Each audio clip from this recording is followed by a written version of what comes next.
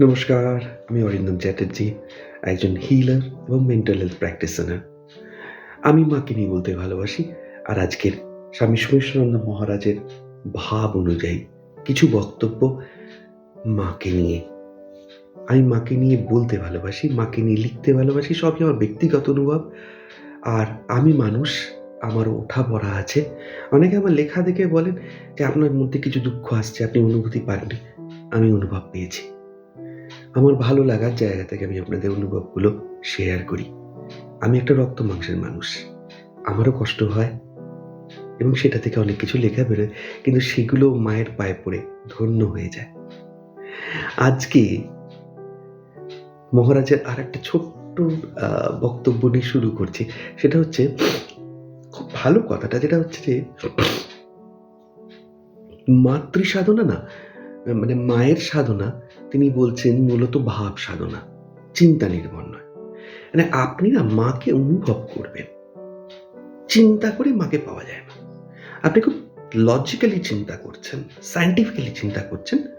আমি জানি না সেই পথটা কি। আমার জানা নেই। আমি জানি না। কিন্তু মহারাজের কথা অনুযায়ী এটা আমি খুব নিজের জীবনে মিল খুঁজে পাই যে, মূলত না ভাব, অর্থাৎ বিশাল একটা অনন্ত শক্তির সাগর রয়েছে আমাদের সঙ্গে। এবং এই যে ছোট, ছোট সম্পর্ক, ছোট, ছোট জন্ম, ছোট, ছোট দুঃখ, ছোট, ছোট সুখ, ছোট, ছোট কষ্ট, এগুলো সব সেই সাগরের একটা ছোট, ছোট ফেনার মতো ঢেউ। আসল সাগরটা আমাদের সঙ্গেই রয়েছে। আমরা একটা অনন্ত মহাশক্তিশালী একটা সাগরের অংশ। কিন্তু এই মাতৃবোধটাকে কিভাবে অনুভব করা যায়? মহারাজ খুব সুন্দর করে বলছেন যে, অনুভব করা যায়, কিন্তু সেটার জন্য আপনাদের একটি জিনিস করতে হবে, যেটা করলে খুব তাড়াতাড়ি টিউনটা পাবেন। সেটা কি? একটা নিয়মে আসা যাক। সেই নিয়মটা কি? সে আগামী ৫ থেকে ৬ দিন, ধরুন ৬টা দিন একটা নিয়ম করে ফেললাম। রিজিড একটা ডিসিপ্লিন। সেটা কি? আমি না ৬টা দিন মায়ের কাছে আর কিছু বৈষয়িক চাইবো না। কিছু বৈষয়িক জাগতিক কিছু চাওয়া। এটা অন্যায় কিছু নেই। আমিও চাই মায়ের কাছে। আমি তো প্রচণ্ড চাই। কিন্তু আমাকে যদি সেই মায়ের জায়গাটাকে আরো সুন্দরভাবে মানে অনুভব করতে হয়, যেটা আমি নিজে দেখেছি আমার তরফ থেকে, গ্র্যাটিটিউড। অর্থাৎ ৭টা দিন আমি মায়ের কাছে বৈষয়িক কিছু চাইবো না। ৭টা দিন, জীবনের থেকে ৭টা দিন আমি আমার মধ্যে নিলাম। কি চাইবো? আমি শুধু মায়ের মুখের দিকে তাকাবো, অনুভব করব যে মা আমাকে দেখছেন, আর আমি না চুপ করে বলবো, "তুমি অনেক দিয়েছ আমাকে।" প্রতি মুহূর্তে আমি না মাকে থ্যাংক ইউ দেব যে, "তুমি আমাকে ভরপুর দিয়েছ আমায়।" কোয়েশ্চেন মার্ক আসছে, তাই না? কোথায়? আমি প্রিয়জনের শরীর স্বাস্থ্য নিয়ে প্রচণ্ড চিন্তিত। আমি আমার পুত্র-কন্যার মানসিক স্বাস্থ্য নিয়ে ভীষণ উদ্বিগ্ন। আমি আমার বাবা-মাকে নিয়ে খুব চিন্তিত। আমার ক্যারিয়ার নিয়ে খুব চিন্তিত। Yes, definitely. বাট কিছু তো আপনাদের জীবনে ঘটছে বা আছে, যেটা অন্য কারো নেই। কে কষ্ট ছাড়া আছে? কিন্তু কি আছে যেটা থাকার জন্য আপনার দুঃখ কষ্টটাকে আরো কম মনে হচ্ছে? আপনি ওভারকাম করে উঠছেন। হতে পারে সেটা কোনো সম্পর্ক আপনাকে সাহস যোগাচ্ছে। হতে পারে যে আপনার নিজের মনের জোর, হতে পারে আপনার কোনো অনুভূতি বা আপনার নিজস্ব কিছু পড়াশোনা, হোয়াটএভার আছে তো। অনেকে তো তাও নেই। এটা ঠিক সেই ব্যাপারটা না, ডেল কার্নেগির একটা খুব সুন্দর ঘটনা। আমি ডেল কার্নেগি একদিন আলোচনা করব। এটা তিনি বলছেন যে, আমার একদিন দামি জুতো ছিল না বলে খুব কষ্টে ছিলাম। বাট সেই কষ্ট চলে গেল যখন দেখলাম সামনের মানুষটা পাইনি। এক্সাক্টলি।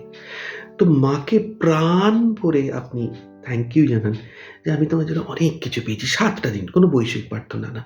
শুধু গ্র্যাটিটিউড। প্রতি মুহূর্তে মেক ইট আ হ্যাবিট। আমি জানি কষ্ট হবে, বাট হ্যাবিট করেই দেখুন ৭ দিনের মধ্যে একটা অদ্ভুত শান্তি অনুভব করবেন। নাম্বার 2, যা কিছু টাচ করবেন অনুভব করুন মা। এটা খুব ভাইটাল। বই, মা, এই যে আমি আপনাদের সঙ্গে কথা বলছি, মায়ের একটা অনুভব বোধ করবেন। মাই কথা বলছে, মাই শুনছে। সবকিছুর মধ্যে একটা মা। ছোট, ছোট, ছোট, ছোট স্পর্শকে অনুভব করুন। যেটা আমি টাচ করছি সেটাই কিন্তু মা। বেশি করবেন না। মহারাজ বলছেন যে 40 থেকে 45 সেকেন্ড দিনে 4 বার। দেখুন এই 7 দিনের মধ্যে আপনার এই মাতৃশক্তি বা মায়ের ভালোবাসার বোধটা কিরকম দৃঢ় হতে শুরু করে। Step by step, step by step. আজকে মাকে অনুভব করব। আজকে আমার থেকে প্রাণ করে মাকে কৃতজ্ঞতা জানাবো। যা পেয়েছেন তার জন্য মাকে কৃতজ্ঞতা জানান। মা যা দিয়েছেন সেগুলোর পেছনে মায়ের করুণা দেখুন, তার কৃপা অনুভব করুন। আপনি বলবেন এ তো কল্পনা। এই ব্যাপারে আমি খুব সুন্দর দিচ্ছি। বলছেন যে স্বামী তুরীয়ানন্দজির একটা চিঠি যিনি আলমোড়া থেকে লিখেছিলেন 1915 সাল। লেখাটা তিনি বলছেন, এই বেড়াল বনে গেলে বন বেড়াল হয়।